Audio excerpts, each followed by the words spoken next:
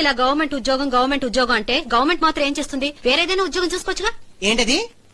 వేరే ఏదైనా ఉద్యోగమా? అసలు గవర్నమెంట్ జాబ్ గురించి నీకేం తెలుసమ్మా? అసలు ఏం తెలుసు అడుగుతున్నాను నేను.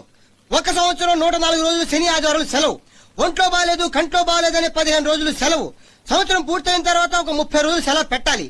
అసలు సెలవు పెట్టకపోతే కంపల్సరీ సెలవు పెట్టి తీరాల్సినట్టే.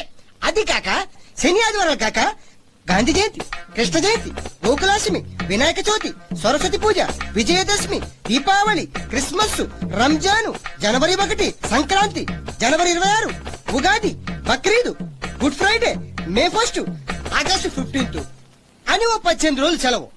ఇవన్నీ కలిపితే 197 రోజులు అయ్యాయి. ఇది కాక 165 రోజుల్లో రోజుకి 8 గంటలు మాత్రమే పని. అందులో 30 రోజులు లేటుగా రావచ్చు. ఈ రకంగా చూస్తే సంవత్సరానికి 53 రోజులు మాత్రమే పని. ఇందులో కొన్ని రోజులు బంధులు, స్ట్రైకులు, చచ్చే వరకు పింఛను, చచ్చిన తర్వాత పిల్లలకి ఉద్యోగాలు. ఇంత సుఖాన్ని వదిలిపెట్టుకుని వేరే ఉద్యోగం ఎత్తుకోవడానికి నేను ఏమైనా పిచ్చోనా? భారత పౌరుడుగా మాత్రం సొంతం లేదా నాకు? Tell me I say